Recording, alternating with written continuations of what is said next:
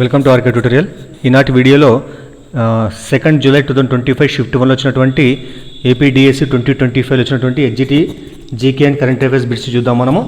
మరి అందులో భాగంగా మొదటి క్వశ్చన్ చూద్దాము.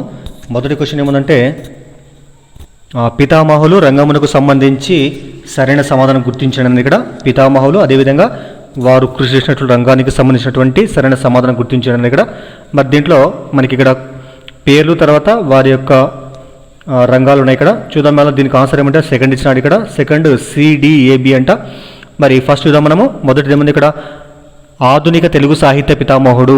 ఆధునిక తెలుగు సాహిత్య పితామహుడు ఎవరంటే దీనికి ఆన్సర్ సి కాబట్టి కందుకూరి వీరేశలింగము. ఆధునిక తెలుగు సాహిత్య పితామహుడు కందుకూరి వీరేశలింగము. తర్వాత సెకండ్ వన్ హరికథా పితామహుడు. హరికథా పితామహుడు ఎవరంటే ఆదిభట్ల నారాయణదాసు. హరికథా పితామహుడు ఆదిభట్ల నారాయణదాసు. తర్వాత బుర్రకథా పితామహుడు. థర్డ్ వన్ బుర్రకథా పితామహుడు ఎవరంటే దీనికి ఆన్సర్ షేక్ నాజర్. షేక్ నాజర్. తర్వాత ఫోర్త్ వన్ పద కవితా పితామహుడు. దీనికి ఆన్సర్ బి అన్నమాచార్యులు. మరోసారి చూద్దాము. ఆధునిక తెలుగు సాహిత్య పితామహుడు కందుకూరి వీరేశలింగం పంతులు. అదేవిధంగా హరికథా పితామహుడు ఆదిభట్ల నారాయణదాసు. బుర్రకథా పితామహుడు షేక్ నాజర్. పద కవితా పితామహుడు అన్నమాచార్యులు. ఇది ఆన్సర్ అవుతుందన్నమాట. మరి సెకండ్ క్వశ్చన్ చూద్దాము. సెకండ్ ఏముందంటే, రాష్ట్రపతులు వారి ప్రాధాన్యతల గురించి సరైన సమాధానం గుర్తించండి.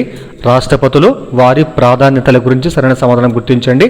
మరి ఇక్కడ రాష్ట్రపతి తర్వాత వారు చేసినటువంటి అంటే వారికి సంబంధించినటువంటి ప్రాధాన్యత ఉంది ఇక్కడ. మరి దీనికి ఆన్సర్ ఏమంటే ఇక్కడ దీనికి ఆన్సర్ సెకండ్ ఇచ్చినాడు. ఇక్కడ సెకండ్ బిడిఏసి ఇచ్చినాడు. ఇక్కడ మరి చూద్దాం మనము.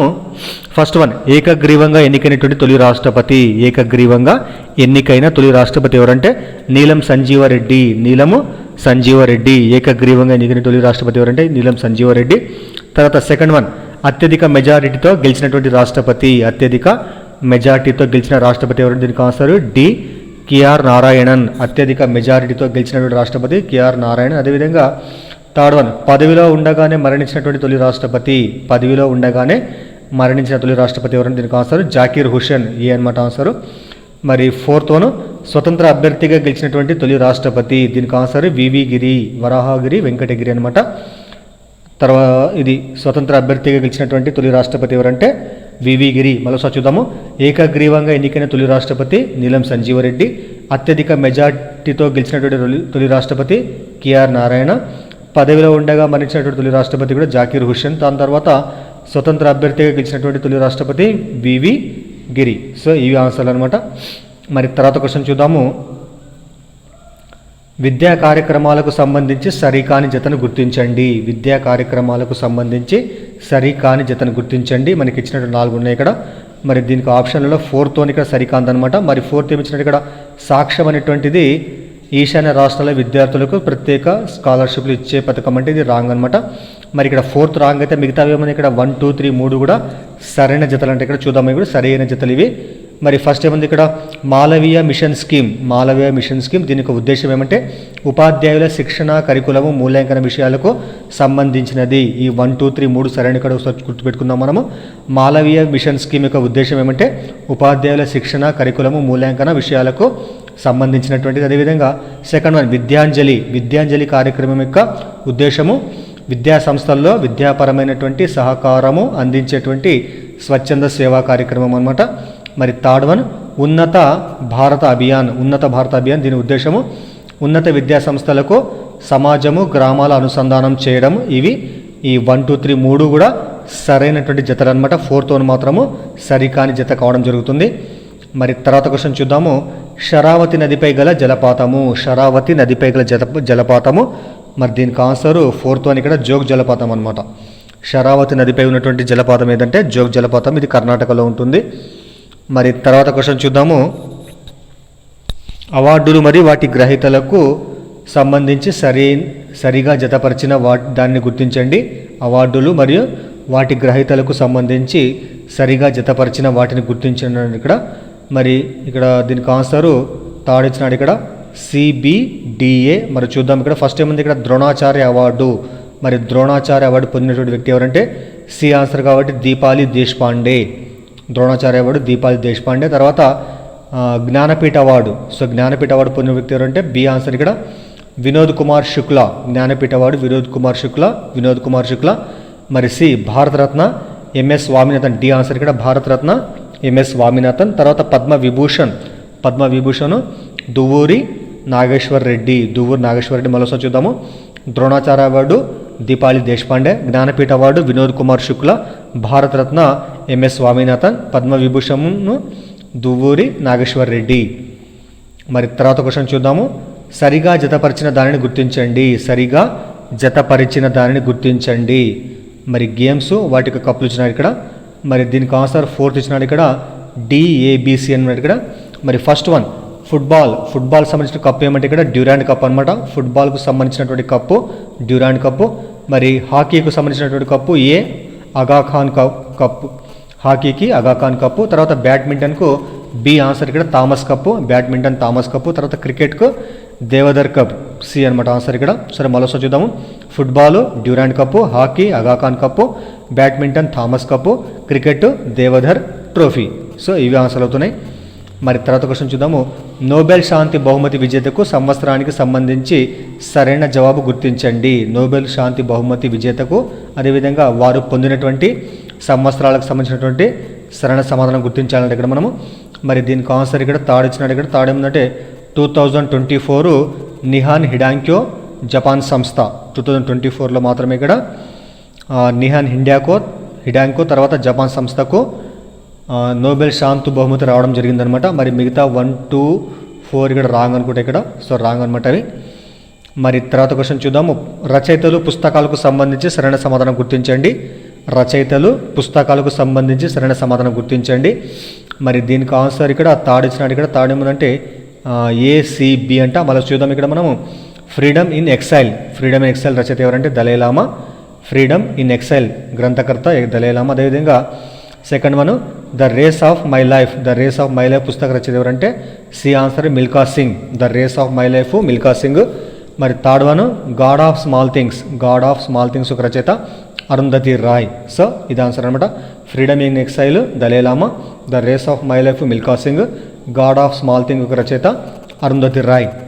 సో ఇక్కడ ఇచ్చినటువంటి మనకి ఆప్షన్లు ఏవైతే ఉన్నాయి ఇక్కడ 1, 2, 4 ఇవి రాంగ్ కాబట్టి సో వీటిని మీరు ఒకసారి సెర్చ్ చేయండి, దానికి ఆన్సర్ మీకు వస్తుందన్నమాట. మరి తర్వాత క్వశ్చన్ చూద్దాము. డిజిటల్ పరికరాలను ఎక్కువగా ఉపయోగించడం వల్ల మెదడు అవసరానికి మించి ప్రేరేపితం కావడాన్ని పాప్కార్న్ బ్రెయిన్ అని పేరు పెట్టినటువంటి అమెరికా శాస్త్రవేత్త ఎవరు? మరి దీనికి ఆన్సర్ ఫస్ట్ ఇచ్చినాడు ఇక్కడ డేవిడ్ ఎం లేవీ అనమాట. డిజిటల్ పరికరాలను ఎక్కువగా ఉపయోగించడం వల్ల మెదడు అవసరానికి మించి ప్రేరేపితం కావడాన్ని పాప్కార్న్ బ్రెయిన్ అని పేరు పెట్టినటువంటి అమెరికన్ శాస్త్రవేత్త ఎవరంటే డేవిడ్ ఎం లేవీ అనమాట. పాప్కార్న్ బ్రెయిన్ గుర్తుపెట్టుకోవాలి. మరి తర్వాత క్వశ్చన్ చూద్దాము. అమెరికన్ చెస్ గ్రాండ్ మాస్టర్ రాసెట్ జయాడినోవ్ను ఓడించినటువంటి అత్యంత పిన్న వయసు భారత చెస్ క్రీడాకారు ఎవరంటే దీనికి ఆన్సర్.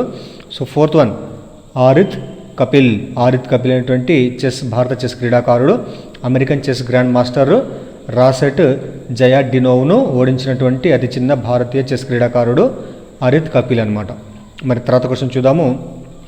పాట రచయితలకు సంబంధించినటువంటి సరైన సమాధానం గుర్తించండి. ఆ పాటకు రచయితకు సంబంధించిన సరైన సమాధానం గుర్తించాలి మనము. మరి దీనికి ఆన్సర్ థర్డ్ ఇచ్చినాడు ఇక్కడ చందమామ రావి అనేటువంటి పాటకు రచయిత ఎవరంటే అన్నమాచార్య అనమాట. మీరు తర్వాత జయ జయ ప్రియభారతి ఒకసారి మీరు చూడండి 1, 2, 4. సో ఒకసారి సెర్చ్ చేస్తే మీకు అర్థమవుతుంది అది. తర్వాత నెక్స్ట్ క్వశ్చన్ చూద్దాము. ఏవియన్ ఇన్ఫ్లుయెన్జా H5N1కు మరొక పేరు, దీనికి ఆన్సర్. సో థర్డ్ ఇక్కడ బర్డ్ ఫ్లూ అనమాట. ఏవియన్ ఇన్ఫ్లుయెన్జా H5N1కు మరొక పేరు బర్డ్ ఫ్లూ అనమాట. మరి తర్వాత క్వశ్చన్ చూద్దాము. వరల్డ్ ఎకనామిక్ ఫోరం మొదట ఈ పేరుతో స్థాపించబడింది. వరల్డ్ ఎకనామిక్ ఫోరం WEF మొదటగా ఏ పేరుతో స్థాపించబడిందంటే ఇది. దీనికి ఆన్సర్ థర్డ్ ఇచ్చినాడు ఇక్కడ యూరోపియన్ మేనేజ్మెంట్ ఫోరం అనే పేరుతో వరల్డ్ ఎకనామిక్ ఫోరము మొదటగా స్థాపించబడడం జరిగింది. మరి తర్వాత క్వశ్చన్ చూద్దాం. ముఖ్యమైన రోజులకు సంబంధించి సరైన జతను గుర్తించండి. మరి దీనికి ఆన్సర్ ఫస్ట్ ఇచ్చినది ఇక్కడ లూయి బ్రెయిలీ దినం ఎప్పుడంటే January 4th అనమాట. లూయి బ్రెయిలీ దినోత్సవం ఎప్పుడంటే January 4th. సో మిగతా ఒకసారి మీరు గూగుల్ ఒకసారి సెర్చ్ చేయండి. 2nd, 3rd, 4th మీకు ఆన్సర్ వచ్చేస్తుంది. మరి తర్వాత క్వశ్చన్ చూద్దాము. క్రింది వాటిలో సరైన వాక్యములు గుర్తించండి. మరి ఇక్కడ ఇచ్చినటువంటి దాంట్లో మనకు ఇక్కడ సెకండ్ ఇచ్చినాడు ఇక్కడ ఆన్సర్ బి మాత్రమే సరైనదంటే ఏ సరైనది కాదంట, బి సరైనది ఇక్కడ. మరి బి ఏమి ఇచ్చింది ఇక్కడ, పూర్ థింగ్స్ చిత్రనటి ఎంఎస్ స్టోన్ 2024 ఆస్కార్ అవార్డు గెలుచుకున్నారు. పూర్ థింగ్స్ అనేటువంటి చిత్రనటి ఎంఎస్ స్టోన్ 2024లో ఆస్కార్ అవార్డును గెలుచుకోవడం జరిగిందనమాట. ఇది ఆన్సర్. తర్వాత క్వశ్చన్ చూద్దాము. ప్రఖ్యాత క్యాన్సర్ వైద్య నిపుణుడు నోరి దత్తాత్రేయుడు రచించిన పుస్తకము. మరి దీనికి ఆన్సర్ తాడిచ్చినాడు ఇక్కడ, మంటాడా టు మన్హట్టన్ అనేటువంటి పుస్తకాన్ని ప్రఖ్యాత క్యాన్సర్ వైద్య నిపుణుడైనటువంటి నోరి దత్తాత్రేయుడు రచించడం జరిగింది. సో ఇవి మనకు జీకే కరెంట్ అఫైర్స్ వచ్చినటువంటి క్వశ్చన్ అనమాట. మరి తర్వాత పర్స్పెక్టివ్ ఎడ్యుకేషన్ సంబంధించిన క్వశ్చన్లకు ఆన్సర్ చూద్దాం మనము. మరి ఫస్ట్ ఏముంది ఇక్కడ, ఎన్ఈపి 2020 ప్రకారము 11 to 14 సంవత్సరాల విద్యార్థులు ఈ దశకు చెందుతారంటే వారు ఎవరంటే సెకండ్ ఆన్సర్ ఇక్కడ మధ్య దశకు చెందినటువంటి వారు అనమాట. ఎన్ఈపి 2020 ప్రకారము 11 నుంచి 14 సంవత్సరాల విద్యార్థులు ఏ దశకు చెందుతారంటే వాళ్ళు మధ్య దశకు చెందడము జరుగుతుంది. తర్వాత క్వశ్చన్ చూద్దాము. ఆర్టీఈ 2009 ప్రకారం 160 మంది పిల్లలు ఉన్న ప్రాథమిక పాఠశాలలో నియమించబడవలసినటువంటి ఉపాధ్యాయుల సంఖ్య. మరి దీనికి ఆన్సర్ ఫస్ట్ ఇచ్చినాడు ఇక్కడ 5 మంది ఉపాధ్యాయులు, అదేవిధంగా ఒక ప్రధానోపాధ్యాయుడు. చూడండి, ఆర్టీఈ 2009 ప్రకారము 160 మంది పిల్లలు ఉన్నటువంటి ప్రాథమిక పాఠశాలలో ఉండవలసినటువంటి నియమించవలసినటువంటి ఉపాధ్యాయుల సంఖ్య ఏంటంటే మొత్తం 6, అందులో 5 మంది ఉపాధ్యాయులు, ఒకరు ప్రధానోపాధ్యాయులు అనమాట. మరి తర్వాత క్వశ్చన్ చూద్దాము. రక్తంలో భారతీయులై మేధస్సులో ఆంగ్లేయులై ఉండేటువంటి కొత్త వర్గాన్ని తయారు చేయడం ఇంగ్లీష్ విద్య లక్ష్యం అని చెప్పినటువంటి వారు ఎవరంటే ఇది చాలా ఇంపార్టెంట్. దీనికి ఆన్సర్ థర్డ్ వన్ ఇక్కడ లార్డ్ మెకాలే. రక్తంలో భారతీయులై ఉండాలి కానీ మేధస్సులో మాత్రం ఆంగ్లేయులై ఉండే విధంగా కొత్త భారతీయ వర్గాన్ని తయారు చేయడం అనేటువంటిది ఇంగ్లీష్ విద్య యొక్క లక్ష్యం అని చెప్పినటువంటి వారు ఎవరంటే లార్డ్ మెకాలే అనమాట. సో ఇట్ 1835 విద్యా కమిషన్ యొక్క చైర్మన్ అడుగుతాని, అంటే భారతదేశంలో ఆంగ్ల విద్యను ప్రవేశపెట్టడంలో తను ఇచ్చినటువంటి నివేదిక యొక్క అధ్యక్షుడు అనమాట అతను లార్డ్ మెకాలే. తర్వాత క్వశ్చన్ చూద్దాము. శిశువు వికాసము సమాజ అవసరాలను అనుసరించి జరగాలి అని సూచించేటువంటి విద్యావాదం. శిశువు వికాసం అనేటువంటిది సమాజ అవసరాలను అనుసరించి జరగాలని సూచించేటువంటి విద్యావాదం ఏదంటే ఇక్కడ మనకు ఫస్ట్ ఆన్సర్ అవుతుంది ఇక్కడ వ్యవహారిక సత్తావాదము అనమాట. తర్వాత క్వశ్చన్ చూద్దాము. ఆర్టీఈ 2009 ఉచిత నిర్బంధ విద్యా హక్కు చట్టం 2009లోని ఏ సెక్షన్ ఉపాధ్యాయులను బోధనేతర పనులకు ఉపయోగించడం నిషేధించిందంటే దీనికి ఆన్సర్ సెకండ్ ఇక్కడ 27 అనమాట. 27 సెక్షన్ అనేటువంటిది ఉపాధ్యాయులను బోధనేతర పనులకు ఉపయోగించడాన్ని నిషేధించిందనమాట. ఇది ఆర్టీ 2009 ప్రకారం. మరి తర్వాత క్వశ్చన్ చూద్దాము. గ్రంథము రచయితకు సంబంధించి సరైన జవాబును గుర్తించండి. మరి ఇక్కడ గ్రంథాల తర్వాత రచయితలు ఉన్నాయి ఇక్కడ 4 ఆప్షన్లు ఉన్నాయి ఇక్కడ. మరి దీనికి ఆప్షన్ 4th ఇచ్చినాడు ఇక్కడ CABD అంట. మరి ఫస్ట్ వన్ ఏమైంది ఇక్కడ సోషల్ కాంట్రాక్ట్ దీని యొక్క రచయిత ఎవరంటే రూసో. మరి second one critique of pure reason దీని యొక్క రచయిత ఎవరంటే కాంట్. సో ఈ ఆప్షన్ ఇక్కడ. మరి next third one school of tomorrow పుస్తక రచయిత ఎవరంటే దీనికి ఆన్సర్ బి జాన్ డ్యూయి. తర్వాత 4th one sociology and education దీని యొక్క రచయిత ఎవరంటే ఆర్జే స్టాల్కప్ అనమాట. దీనికి ఆన్సర్ 4th వన్ అవుతుంది.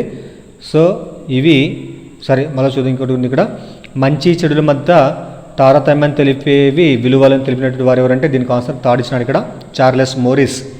మంచి చెడుల మధ్య తారతమ్యాన్ని తెలిపేవి విలువలు అని చెప్పినటువంటి వారు ఎవరంటే చార్లెస్ మోరిస్. తర్వాత 24th క్వశ్చన్ చూద్దాం మనము. నవోదయ విద్యాలయ పథకము ఈ పంచవర్ష ప్రణాళిక కాలంలో ప్రారంభించబడింది. మరి దీనికి ఆన్సర్ సెకండ్ ఇచ్చినాడు ఇక్కడ 7వ పంచవర్ష ప్రణాళిక కాలంలో నవోదయ విద్యాలయ పథకం అనేటువంటిది 7వ పంచవర్ష ప్రణాళిక కాలంలో ప్రారంభించబడడం జరిగిందనమాట. సో ఇవి మనకు జీకే అండ్ కరెంట్ అఫైర్స్ మరియు అదేవిధంగా పర్స్పెక్టివ్ ఎడ్యుకేషన్ క్వశ్చన్ అనమాట. సో దయచేసి మీకు వీడియో ఉపయోగపడితే లైక్ చేయండి, అదేవిధంగా ఛానల్ని సబ్స్క్రైబ్ చేయండి. Thank you.